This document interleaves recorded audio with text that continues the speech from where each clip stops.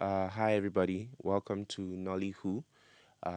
This is a Clout Africa production that focuses on the film and television industry in Nigeria, Nollywood, and its adjacent industries, its triumphs, its challenges, and uh, I guess a look into the future. So, as part of our mini series on Nollywood, we are going to be reviewing 2020 as regards film and television in Nigeria, as well as the work of Africans in the diaspora. To have this conversation with me, I have Frank Ugo. Hi, Frank. Hi Edwin, how you doing? So, Frank, introduce yourself to our audience. Okay, so my name is Frank. I am a culture writer who is very particular about Nollywood, and yeah, that's basically it. I'm very excited to be here on Nollywood to talk about some of these very interesting topics with Edwin. Okay, thank you so much, Frank, for the introduction. So, we'll get into things. This episode of Nollywood, we're focusing on Africans in the diaspora. Africans in the diaspora over the last year have created some of the most impactful pieces of cinema Hmm. and television that was shown to audiences. And there's also been a renaissance of vintage television shows from the 70s, 80s, and 90s brought back to new audiences through streaming platforms like Netflix, Amazon Prime, and Hulu. But we can't really start this conversation without talking about the groundbreaking work that Michaela Cole Mm, did with I May Destroy You, yeah, which was the HBO miniseries that was released, I think, February, March yeah, early 2020. this year. Yes. Michaela Cole has a long history in Hollywood. She was first discovered while she was still in university, and she had this play called Chewing Gum, Mm-hmm. which was what was adapted into The the television Netflix, show. yeah. 3 seasons, right? I think Two two. seasons, She's yeah, still two working on the seasons, third yeah. one. Called Chewing Gum, which won BAFTA awards and Mm-hmm. essentially introduced her to the world as Yeah, a great comedic writer, producer, director. Um, I May Destroy You completely shifts the narrative yeah, it's from entirely comedy different. into like a. So it's part slice of life, Mm-hmm. which essentially just follows Michaela through, I think, about a year in her Yeah. life. It is part mystery thriller because something happens at the beginning of the film, of the series, and we spend the entire series trying to figure out who did what. And then it's also like social commentary because Yeah, it discusses a lot. a lot about Yeah, consent, sexuality, and sex, and a lot of the stereotypes around those three concepts: consent, sexuality, and sex. yeah. So, what did you think of I May Destroy You? Did you see the whole thing? I mean, I saw like a lot of conversations. I followed like the conversations and a couple of reviews that people were giving about the show, and I just decided to like take it all at once when I think the show was over. So I just binge watched like all of the like the shows, all the episodes at in one go in one sitting really. And I think it was very, very interesting. I would never have actually expected that from her, especially because I had sort of gotten the vibe from Chewing Gum that, oh, this was comedy. Comedy was her thing, and she did it so well. She's one of actually like the few people who I actually enjoy. Them being like writers for comedy shows and actually then acting as well. One of the few people I actually love that for is Midi Kaling. Um, so when I saw I May Destroy You, I it was a lot. It was actually very triggering at some point. There were a couple of episodes that had me. I actually had to stop to reflect on some of these things because I knew, oh, this was stuff that we would say in theory, or consent is this, consent is that, and then you just watch it happen in real life, and you're just like, wow, what just happened? Like, this has happened to me at some point. This is something I can relate to. This is something I've heard at some point. What's my take on all of this? So it was just a lot to take in. It was something I had to actually pause at some point, and I'm like, oh, just breathe in, reflect on this whole thing, and yeah, very very good. Um, Yeah, that's pretty much about it. Okay, so one of the things that I found really interesting about I May Destroy You is that Michaela creates a different angle to the immigrant narrative. Mm. It's at first, and like the first 4 to 6 episodes of the series, we know she is Ghanaian Mm-hmm. because they when she meets Kwame. not Kwame, the other guy, what's his name?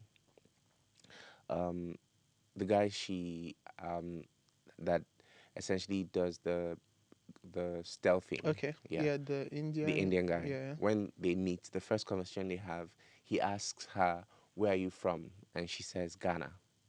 When he was actually asking about her career Yeah. background and things like that. So until that point, it was like hinted at that she's an immigrant, a first generation immigrant. Her parents came to the UK from Ghana, but in later episodes, we start to see that there were cultural references that informed her personal decisions that essentially shaped how she saw relationships. Yeah. And it also had like because all three of the characters, Terry, Kwame, and Arabella, are all first generation immigrants. Immigrants. Yeah. And she brings a different angle. It's not a that we haven't really seen in television before. And I was really fascinated with that, how it wasn't preachy, it wasn't judgmental. It was just this is our reality. I actually agree. So I think at some point, especially with the episode where she has the conversation with her parents, or where we get to meet her parent, I for some very weird reason was expecting some form of stereotypical behavior. I remember, I don't know if that's what the show is called, Famalam. The one, there's a Oh yeah, British show, yes, yeah, yes. where they have like, so they just pretty much follow like all of the whole stereotypical Nigerian auntie stuff, and then you have Bob meets Abishola or something, and then you Yes. just like so. And you know the funny thing with these shows is that they actually thrive on the stereotypes that we already have created, because when you see like clips and all of that whole stuff, Hmm. the part that actually blows up is the part that has the The yeah, stereotyping. doing too much Nigerian auntie and all of that whole stuff. But you just meet like a whole new perspective, or a whole new, maybe more realistic, Yes, because yes. it's not we're not just all about like the whole wedding thing, and we're not all about like doing too much. Sometimes you just have like the normal um people, as with what she actually depicted. I didn't pay attention so much to it until you actually just highlighted it now, but I think it's actually very interesting that that actually happened. Just for a whole new interesting like dynamic and perspective to it. Yeah. Hmm. Yeah. And then there's this. There are a lot of.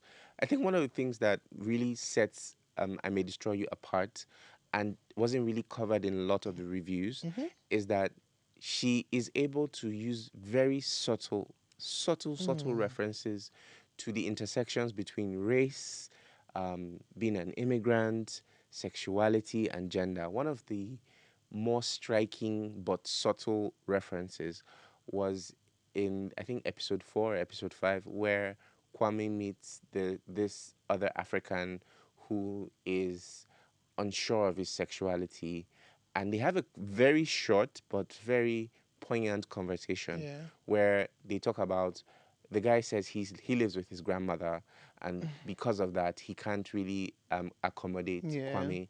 And Kwame says, I live with my dad is around right now, and we have a terrible relationship, so I can't introduce anybody To to him. my home life, even though here in the UK I'm open, I'm out about my sexuality. There's still this sense of, I would say, limitation Mm. that these two adult men cannot meet each other's families, even because at that point nothing was really sexual. They hadn't really discussed, they were not romantically involved, they were Yeah. not intimate. But the idea that I would take a gay person or a questioning person to my house, even though they were in the UK, it's still like those African values I of get it. I conservatism were get it. still Properly defining the yeah, I relationship get at it. that point. I get And it. that's something that a white person might not understand. That's something that a British um, a black British person Would who's two or probably, three or four yeah. generations simply would just not understand why this is You, happening. And so those subtle references mm-hmm. where it's like it's just a casual conversation, but it reveals a lot about how much she understands these intersections of race and culture and Everything. immigration. It's brilliant. I actually agree with you. So I feel like using this scenario you just mentioned now, it's actually very interesting, and it's just like it still hinders to like the subtlety at the end of the day, because most of these things are just like you had you mentioned. Most of these things, when people look at it, it just feels like, oh, it just happened just Hmm. like that. But looking at it from your own lens, because this is a story that, or this is something, you can actually see yourself in these people in some type of way, Yes. and so you actually understand the motive behind some of these actions and some of these gestures. And I think just even throughout the show, there's like a bit of intentionality with like most of the characters and what they actually do. It just doesn't happen. Um, it just doesn't. I actually had to watch like a few episodes twice Hmm. to actually get um Where this is yeah, like coming from. just be more aware, because most of these things I probably just watched and like, oh yeah, that's how it works. But when you well, I am such a slow, I pick up these things very slowly, but when you take it like a more you look at it from like proper perspective, you then actually see, oh, this is what she was trying to say all this while. And Hmm. it's very easy for you to understand it when this is in some type of way a story that you can relate to. Yeah. Yeah. I think the most polarizing thing about I May Destroy You for most people was its ending. Mm. That multiple ending, it's either you got it and you really liked it, Or or you you didn't get it at all and you and you just didn't see the point yeah. in doing this. Um, I fall somewhere in between. I think so too. I fall somewhere in between. I enjoyed that we were. I think I fall somewhere in between because I liked that Arabella got the chance to process her emotional reactions Hmm. to everything that had happened in that year, Yeah. and she was able to come to an ending that works for her and works for everybody else. She, at the end of this thing, she's independent, Mm. and that matters to me. But I also felt that there could have been a lot more hand I holding. know. I Like know. we are we are we are a very like we are a great audience, but we're also an audience that you've bombarded us for 11 Do you episodes get? And all of a with sudden, you just leave us to, like, so. to sort out the mess of the final So episode. one of the funniest things I remember about that show was, I remember like a friend of mine Hmm. who had watched, or we were watching together. I had watched it. I think I watched the finale before. No, I had watched it before she did. And when she saw it, she was like, "Oh, she texted me and she's like, Frank, I don't understand what happened." And I'm like, you know what? I actually understand you, because I didn't understand it at some point. Hmm. But then at some point, I kind of get that these are like three alternate endings, and this is actually some people's stories, because it can actually go any of these. In short, Yes, it they're has actually, it goes any of the ways for people. yeah. And so at the end of the day, it's like, oh, so what I told to her, what I said to her after, I'm like, you know what? Pick whatever ending works For for you you. and stick to it. Hmm. I feel like we have, I would, you know, I would have expected like a particular ending. So Yes. I think if I'm right, the more realistic ending was the first one. Hmm. And then all of a sudden, I saw like the second. I think it was Yeah. when I saw the second one I then realized, they're trying to do all of this stuff. So I Hmm. just thought, pick whatever ending works for you, and so be it. So I actually get it from the point of view, um, they're all realistic endings. Yeah. I would, maybe this is like a personal thing. I would maybe have preferred to see one, Hmm. which is leaning towards like the first one. But Yeah. I actually understand like the motive. I think Hmm. she got in a podcast, I think with the economist, I think, to actually just Yeah. like discuss, that these are very realistic things, and she actually just left it open to interpretation of the Yeah. audience. So yeah, brilliant. Actually, I think there's been stuff like this in the past. Like people Hmm. have actually Yeah. had like Try them. alternate Choose your endings, ending pick type. whichever one. Yeah. So sort of like a bandersnatch thing. And like okay, that So works. you Yeah. said something about like personal versus critic. Hmm. So for me, if I step aside as a critic and I engage with I may destroy you as a Yeah. person, I have to admit that I was very triggered by the Mm. entire thing. I was Mm. particularly triggered by how well she understands millennial responses to social issues. I think in the second episode when she goes to the police station and and the police woman is describing to her what a rape scenario looks like. And then she explains to her, she says, if a person is standing up and they're looking down at you, their nostrils will seem bigger because at that point, Arabella had been holding on Yeah. to this narrative in her head that this cannot be what I think it Mm-mm. is. Yeah. And then when the realization hits her, she has a mini breakdown. Right at that spot. And that is such a millennial thing. Mm-hmm. We are in such a world where we are forced to micromanage our emotions that Yeah. we only allow ourselves like over the course of the series she has like two or three or four of those mini Break. intense.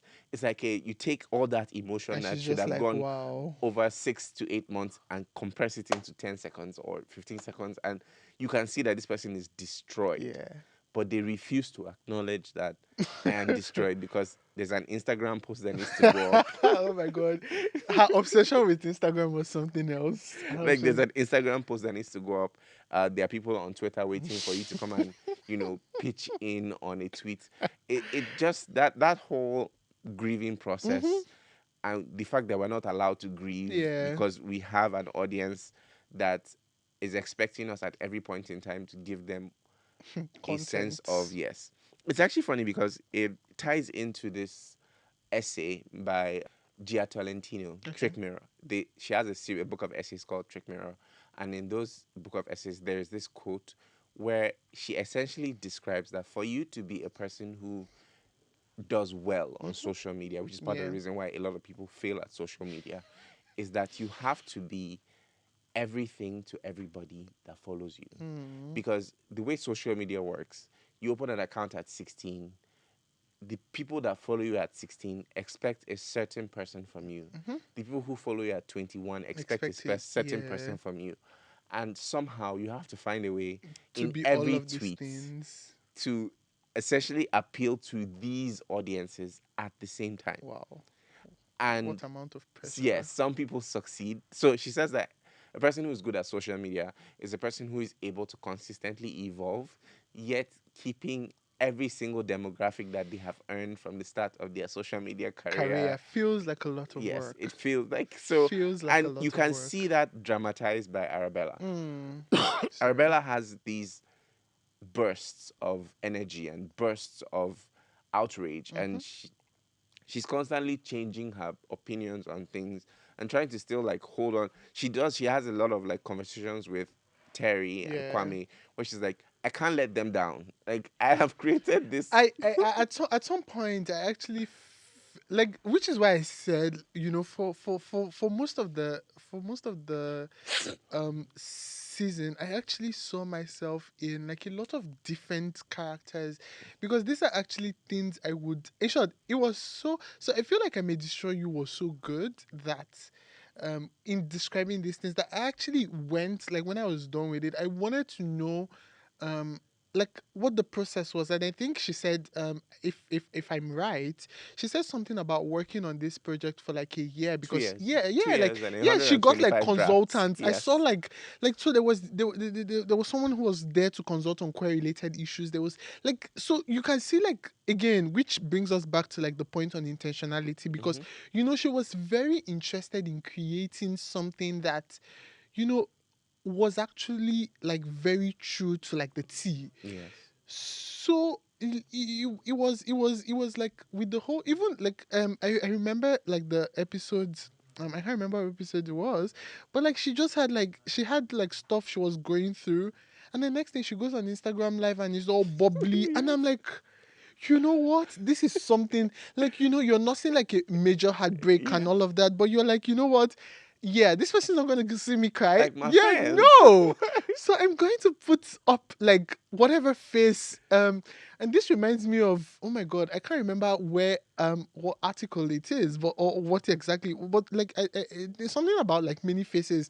Yeah, like, oh, yeah, it's more or less like the Game of Thrones thing where you have like the Arya many face. So you Yeah. pick up whatever face it is you have to wear for that day, and so it just stays true to like very like millennial. Do you know another part?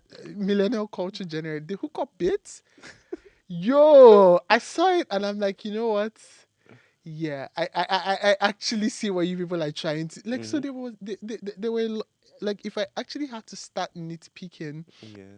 um, like things I could really like.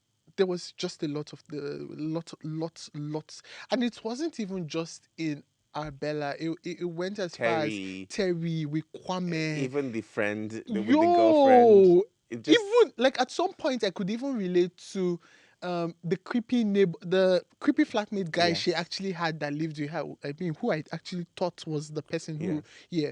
But at some point, so like if you look deep enough, you could actually like relate to mm-hmm. like some of these people, even like with the whole conversation with her therapist. Yeah, um and I think that's like the whole mental health, the way it was actually treated in the show was yeah. actually something to look at, because she found it very difficult to actually open up to. To admit to Yeah, anybody that because she I was feel like struggling. she wasn't even ready to. I don't think like maybe towards that part, I'm not sure she had even come to like proper acts. So it was just like, oh, I'm trying to cover this up with whatever Yeah. it is that I have going. So yeah, really really good play on Million. I don't know that I have actually seen any other show that, or any other stuff that has actually come close to, Hmm.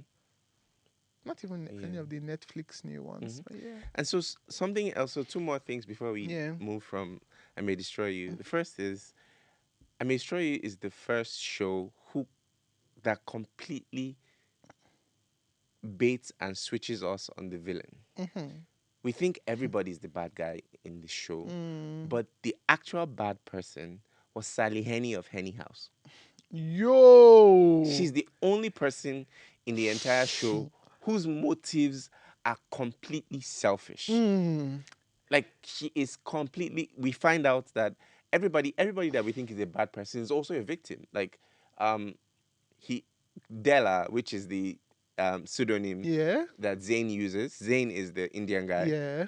Della, that the pseudonym that he uses for his book, was from Sally Henny. Henny, she chose it. Yeah. She set She did Arabella up. everything. She set everybody, and I think it was like a commentary on corporate corporate greed I get it. generally, and how we all are hurting each other, and we think that this is coming from us, but ultimately we are all victims to corporate greed.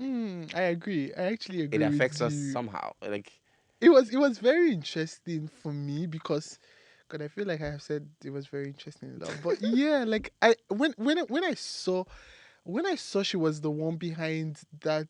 So first and foremost, when Bella spoke up against Zane. Zayn, Yes. I had expected, oh, yes, like maybe some form of cancellation, and that was going to be Hmm. the end of it. So when I saw the Instagram, like the backup Instagram thing, Yeah. and then I'm just like, wow. And then when like even with her approach to like Bella, like most of the time, she sort of sounded like a sweet capitalist, and I'm like, oh, Yes. yeah, this person is just really after, but yeah, if for effort, she's trying to be like really sweet. And then at some point, you can actually now see her for who she actually is, Hmm. um, orchestrating everything really. So it's more or less like, oh, these people are just pawns, and I'm just doing whatever. Like it's literally a puppet show, and I'm like, I mean, I feel like it's again, this is one of those things that maybe we need to well, people need to actually highlight, because I Mm-hmm. feel like it's very easy for you to sweep that Yeah, under the part under rug. the under the carpet and just be like, oh yes, this is just one of those integral character, or well, not integral in this case, but this is one of those characters that was needed to make the story move Mm-hmm. to, like, from this place to another Yeah. place. But at the end of the day, yes, it's still commentary, like you said, on like how corporates. And it because it's such creative writing genius Mm-hmm. that the show ends with Arabella being an independent author, Mm. being managed by Sally Henny's second in command, who has left her and started her own private agency. It's so you see, it's not, which is even further proof that it's not. This is all, a very intentional work of art, Yes. really, because it's not. It's. I don't think it's a very deliberate action. Um, she leaves Sally's um control, and then Yes. she's working with someone who she feels more comfortable Mm-hmm. with, who has also left Sally's Yes. control. So I'm not surprised. I They're loved doing it. things on their own. And so for while I May Destroy You is a really great show, Mhm. it does have some mistakes. It makes Mhm. some really egregious mistakes. Yeah. And I think of all three, the one that was really painful for me was how poorly Kwame was represented Mm. across the show. Mm. Like Kwame, there there was so much more that could have been done Mm. I because agree. Kwame's home life is never shown. Mm. We see Arabella and Terry as teenagers. We Mhm. understand where they're coming from, but we never get that with Kwame. Kwame. Kwame is just like a foil. He's like the the promiscuous gay, which is It's a a stereotype stereotype. that has been Yeah. flogged. There were opportunities for that could have been done better. Mhm. And then there was that whole scene with the white girl, which just Mm. was Mm. unnecessary Mm. flagellation. It Yeah. didn't really do anything. It didn't really move the story You know, forward. I agree. I actually agree. So I think when still the same friend I was texting about, the end of the film, or the The end of show. the show in this case, we started discussing the idea of like a second season, and Kwame's story was what came up, and we're like, oh, I feel like there isn't going to be a second season, but Hmm. if there is, I would want to see things from his perspective, because I Yes. feel like, again, in as much as though, a couple of things were very true, um it's still boiled down to the stereotype. And yes, to the white girl thing, because at some point I'm like, okay, did this need, like, what was the Yeah. It progression? was very messy, Yeah, and unlike everybody else's stories that had a redemption. everything was Okay, cleaned up. yeah. There was that There was like there was nothing. Yeah, so nothing. it was a flaw. We didn't come out of that scenario with an Mm, understanding of what consent was violated, whose consent was violated, what was acceptable, what was not acceptable. Where in every other case we had some kind of context yeah, I for agree. what works and what doesn't work. So I felt I was really I was disappointed in that not just Kwame, all the men in those stories that were queer never really got the kind of in-depth three-dimensional representation that they should have gotten. Kwame goes through as much trauma as Arabella, It does. but his trauma is never really acknowledged. It's almost like it was actually swept Yeah, down. just shut Yeah, down. and then he has to Apart be. from the one or two, like, cause I want like Kwame clearly nobody gets to that stage in their sex life Mhm. without things happening to lead them there. Yeah. And it could have been very interesting to have that conversation. Sure, Kwame is a slut, but why is he a slut? Why Where is did he? it? Because he. I think it's important to note that Kwame's home life is only ever hinted at. It's never really expressed, Mm, and we need that to know what is happening. yeah. In fact, I would even say we need to know the point where Kwame enters the equation, because Terry and Arabella Have been have childhood always been friends. childhood friends. So, Yeah. but how does Kwame enter that equation? how does he become a part a of that the triangle? trio. Yeah, I actually like so like with everything you have said. Yeah, I actually which is why like again like I said that would have been something. But Hmm. now so even if they decide to do like a second season, which I actually know that they want. Hmm. I'm trying to see like where it comes from generally. Whose story? Like, are they? No, it Yeah, doesn't. So I feel like they had one opportunity to do it, which was here, yeah, and they sort of messed the that up. bag. Yeah. Yeah, they messed the bag on that. Okay. So moving on from I may a destroy story you. which is deeply personal, Mhm. one person story, to Mhm. a story about all of us, Okay. quote unquote, Black is King. Hey. As I was saying, Beyonce, I don't think that relationship between Beyonce and these collaborators was an equal relationship. Beyonce is an institution on her own. Mhm. Her label is an institution on its own. Mhm. Disney is an institution on its own. Those are three institutions with lawyers and strategists, and they have so much resources that when you approach uh, an emerging stylist or an emerging filmmaker and say, I want to collaborate with you, it's not a platform for them to show their work. It's an opportunity for you to tack their name onto whatever idea you already have. Because if these directors, quote unquote, had done the work as it is suggested in the Black is King film, we would see elements of their unique styles. Mm. It's very different when Khalil Joseph does a film with a, a singer, like his short film called Process with Sampha. It's obvious that Khalil Joseph made this film.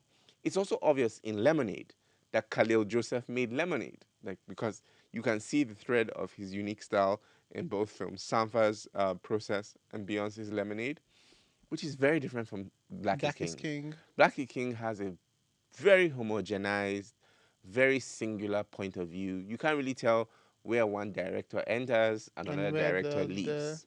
And so I feel that because of that, and because this, at no point in this whole thing were any of the directors or the filmmakers or on in any form, way, or shape on the same pedestal as Beyonce. They could not come to any table to have any negotiation with Beyonce that they could come back and say it was equitable.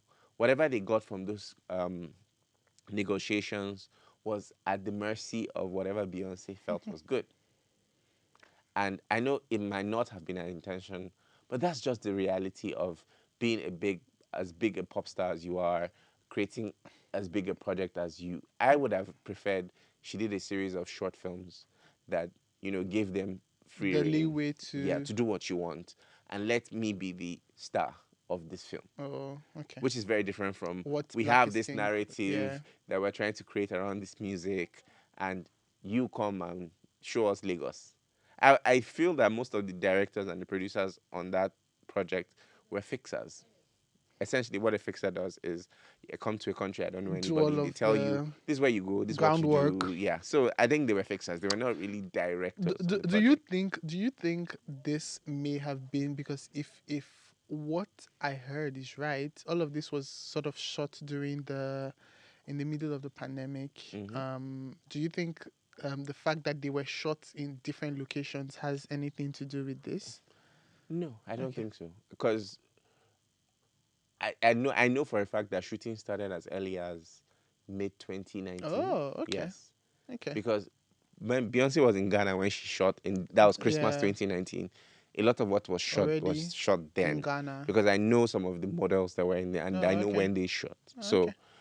it was It not. They was can't really blame the pandemic for that. Number one. Number two, I feel that it should have been. They should have been part of the music curation and creation process, mm, because it's a lot harder to make a music video uh, for a song that is already out yeah. than it is to essentially collaborate on a song. I have this director, this is the And vision I then have, this is what I want to do.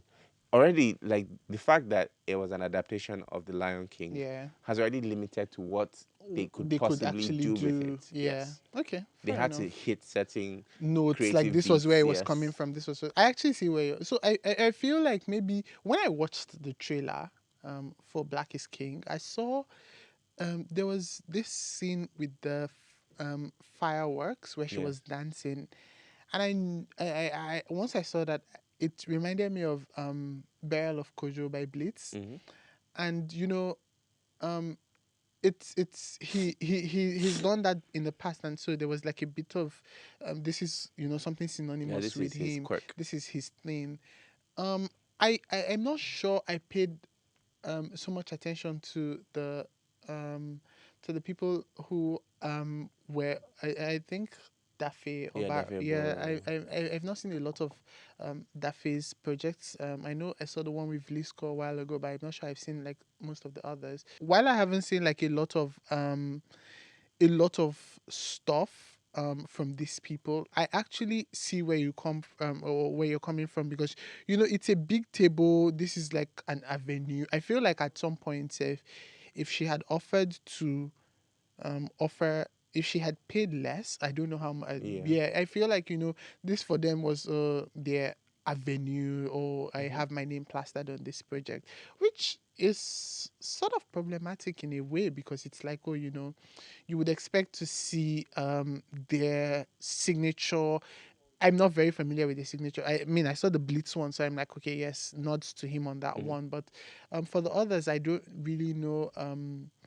I don't really know so much as to, oh, these are their things, these are their quirks in that situation. But yeah, when you're coming to the table with such a big, Yeah. yeah, there's only so little you can. I feel like there's only so little you can. Yeah, and I also feel that a lot of the work that should have been done Mhm. wasn't really done, Okay. because the way film works Mm-hmm. traditionally in the promotional cycle, the lead actor and the director sit down and have a conversation Mm. about how did we get this done? How did we get that done? This was the so that, like, there's a lot of promotion that should have been done, especially because Beyonce was working with a lot of young directors who, for them, this was their first big project, Yeah. or this was their first major project outside of traditional film. Mm-hmm. And they could have benefited greatly from, From even if it was it an Instagram live or a Zoom call where we all sat down together, and Beyonce was talked on this about call it. and talked Yeah. about the film. That kind of platforming didn't happen with Yeah. Black is King. It literally. So I Like, think it was just like a you being random. on your Instagram and saying, "Oh, I'm so happy Beyonce," it didn't, like, no, that doesn't It count. was just left to them to do like all of the self Yeah, promotion, and I so, don't know how that. I don't like, know they how already that have small went. platforms, Yeah. so So it's like, not, it didn't really help. And there were so many directors and oh boy, producers that there were a lot of they them. everybody was just drowned. It was like a soup of producers and directors and There were stylists, a lot of and so you them. had to promote yourself. Yeah. So it was basically, oh, I've Yeah. done the work, and even like, so even with, I feel um like, I don't know, like, even the timeline for promotion was just because I know one thing, a trailer was dropped, next thing, Yeah. um They gave the dates when it yeah, was and the airing. next thing she does, maybe one or two Good Morning America like pop-ups here and there, and yeah, and I'm pretty sure, like, oh, because of um I mean, which sort of boils down to corporates that we sort of spoke about Hmm. like a while ago.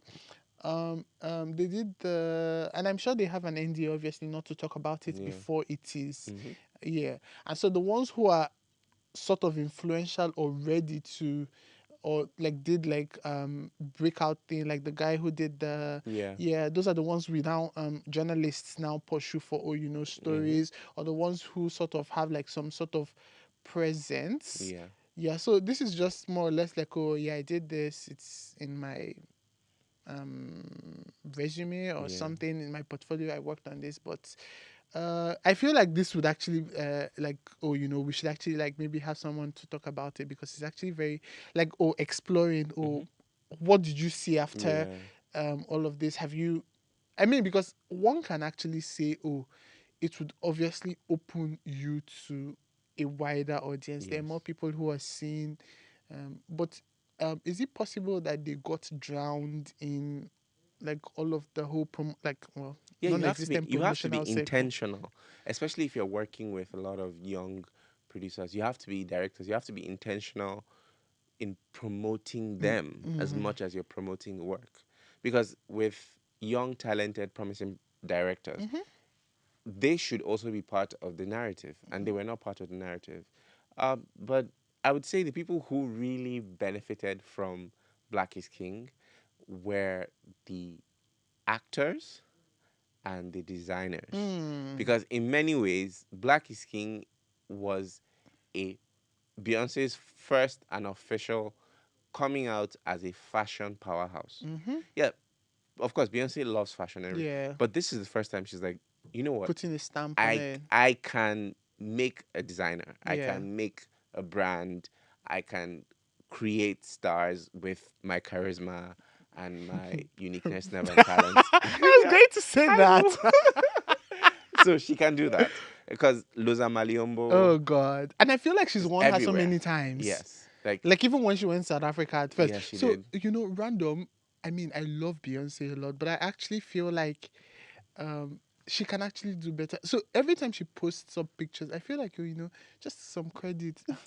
Like we don't have to now go and start looking for like the designer, because I Yeah. feel like I remember the time when she went to South Africa for like the global citizen Yes, and she thing. did the Yeah, like 10. she did, like she wore a lot of people, and then she just kept posting. And I'm like, okay, who's the person? And then you go through the like the lot, like tons of comments, and Mm. at the end of the day you find out who. I'm like, okay, yeah, sis, you can actually just tag who it is, and yeah, that's fine. So I feel like, yeah, maybe which sort of backtracks to This time they did a much better yeah. Oh job no, with because the website thing, it I was think Zarina crazy. Akas had she had a That's her like stylist, yes, her yeah, stylist. yeah. Her stylist was like, you know what? I'm going to do I the loved legwork. it.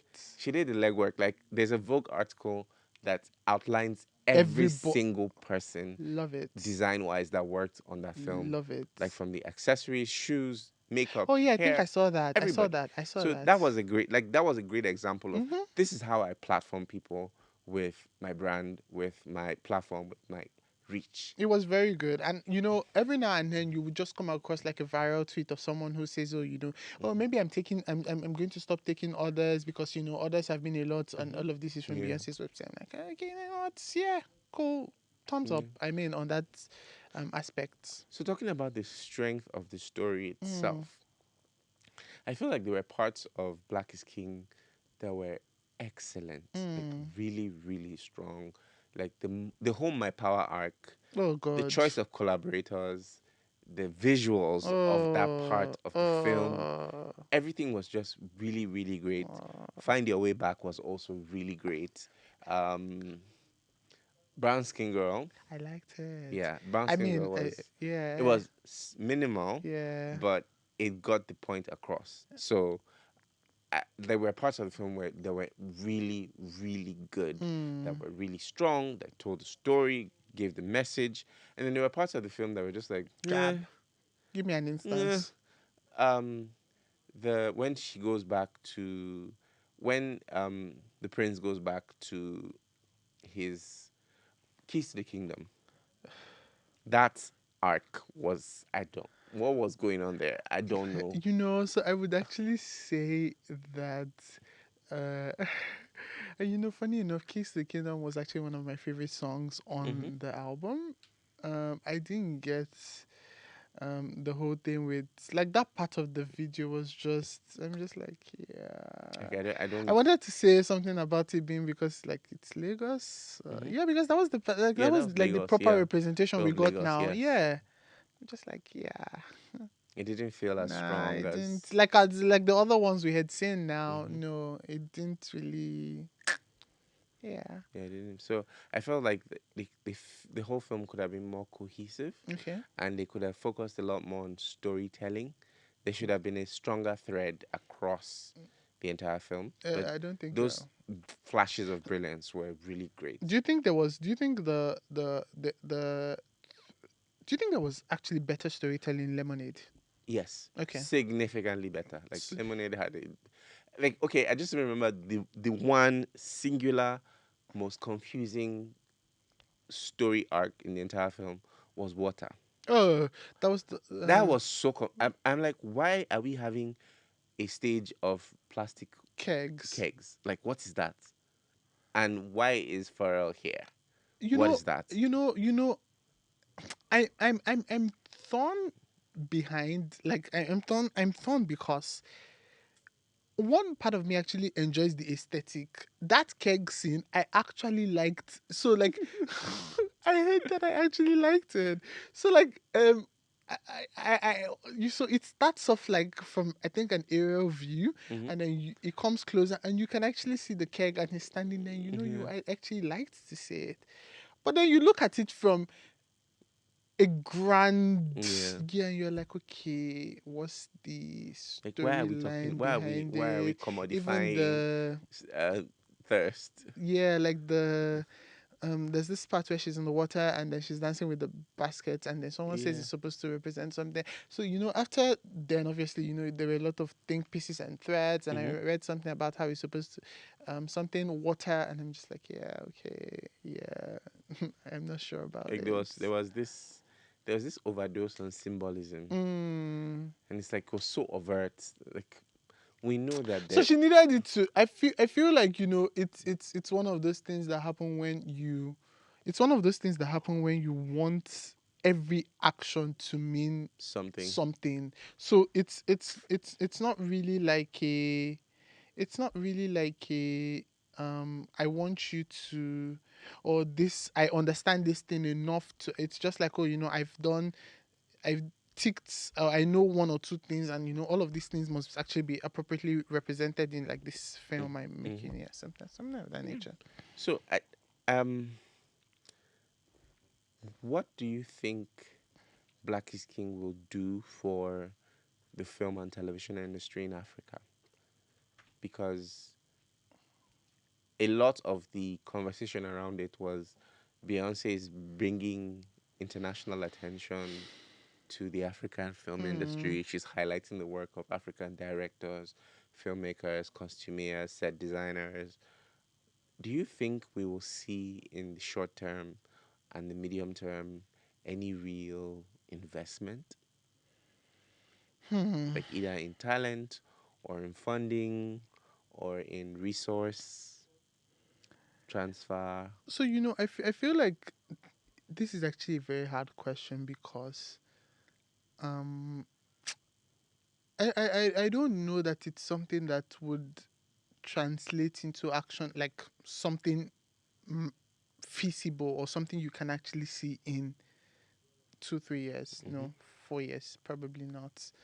Maybe in big long term, yeah, eventually. I feel like what it's just done is, um, and that was like a narrative that kept going around, like media around. So it's highlighted the work that people do. So yes, I feel like in some type of way, yes, she's been able to, oh, these people can actually do this, Mm-hmm. and maybe it would create room for, oh, we're looking for XXX someone XXXXX to work on something. Oh yes, we can actually reach out to someone like this. Mm-hmm. So this is something they've worked on, something a bigger project like Beyonce's in the past, so it's something they can actually do. um you know, big investments in the film industry. I don't. I really. I feel like that's going to be like one of those maybe uh reaches. Yeah, I think Mm-hmm. like it's like a bit of a, yeah. It would highlight performers. It will highlight oh, these people can actually do stuff. But it would then become a thing of um if we need to work on such projects Yeah, in future, or yeah, we know, or we can actually there's a select group of people who we can probably, work with. yeah, have like the Beyonce stamp of, yeah, so we can actually work with them. But yeah, I don't I really don't think so much of, yeah, like yeah, no, not really. Okay, What do you think? awesome. Um, I think that Beyonce needs to do more. Mm. Like, sure, a couple of months have passed, but there is there's still opportunities for her to platform the collaborators she worked with in a respectable, equitable way. Because it's more like, for example, in during film cycles, when directors get nominated for prizes, the first question we ask is, what were they thinking when they chose to do X, when they chose to do Y? Because Yeah. a lot of times we don't understand their choices. Sure, we appreciate the work that comes from it, but we need to hear a director's voice. We Mm. need to hear a stylist's voice. We need to hear a costume designer's voice, a set designer's voice to understand where they're coming from. And I think Beyonce can still do that. She can still create that platform. Like, her audience is always engaged, and do it. Like, just do it. And so I think that so I think Beyonce has a lot of work to do around Black is King, especially if she wants it to become cultural classic Mm. that it's supposed to To be. be. Yes. But I also think that this is the first film in a very long time that's just celebrated Africa. Like, it's like there's no overarching theme, there's no war, there's no famine, there's no rape. It's just Faji Beauty. vibes. It's like Royalty, like vibes. you said. And I think Africans need examples of you can just make a film that is vibes And not.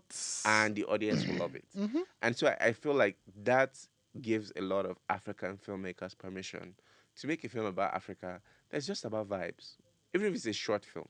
Do you think, sorry to cut in, do you think um if an African filmmaker made uh Black is King, it would, I mean, so I feel like it was heavily criticized because of like the one-sided One nature. Yeah. dimension, yes. Do you think if an African filmmaker did something like that, we would look past like the one-sided one dimension thing that has going on? I think we would. I think for the most part, most of the Nollywood directors, that's where they are. Like, Ooh. that's where they are. It's just that their Shade. one side is Raz. That's all. But they make Oh one my dimensional god. films. It's just that Yeah. that one dimension is so Raz Call one that you. there's nothing else. No, please leave me. Let's drop me down. But they know themselves. So I'm not even going. So we already do that. I think where we should be going is multi-dimensional Oh my films god. rather than one-dimensional films. So Beyonce is allowed Wow. to make one-dimensional films, and I feel like it's just, please, Nollywood filmmakers and filmmakers across the continent, give us one-dimensional films that are about vibes. Drag them. As in, we want to have that one film that was about these two boys that go to six house parties, Nope. and they scatter on, like, they're like Christmas rocks, No. dirty They must December. be broke at some point, and then they'll run into Yahoo boys, or they're owing someone money, and then yeah, obviously there has to be like boom, drop it in. Yeah, so give us vibes. Like, that's, I think that's what Black is King does. Gives us Was yeah, permission yeah. to be opulent, do Mm. vibes. It's essentially the true heir to Bling Lagosians. It's like Bling Lagosians. This is A what you name? wanted to do, but this is how to do it. Vibes. Give us Dragged. vibes and dollars and pounds. So yeah. So I feel like Oh more my people can god. take permission from that. Do it. Mm. Do your I vibes. Like, give us agree. I vibes. agree. I agree. So yeah. I think my verdict on Black is King Yeah. is it has its space in the Mm. industry, Yeah. but I wouldn't call it a classic. Mm. And I don't think that years of detachment from it will keep it in that classic, because I feel like in 20 years from now, Lemonade will still be referenced as a classic. Mm. It does something completely new that nobody Mm. else had done before with, and succeeds at doing that. Yeah. So it will be a classic, but I don't know about Black King. Okay. Do I think black is?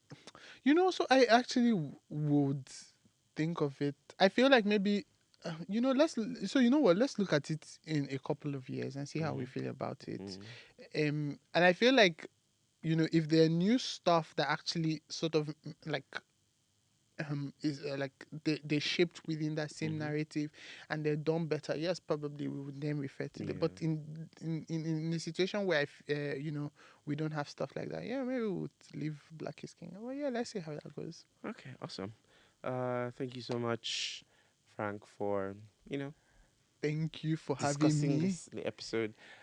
Please like Just and subscribe vibes. if you enjoyed this, and look out for the rest of the retrospective.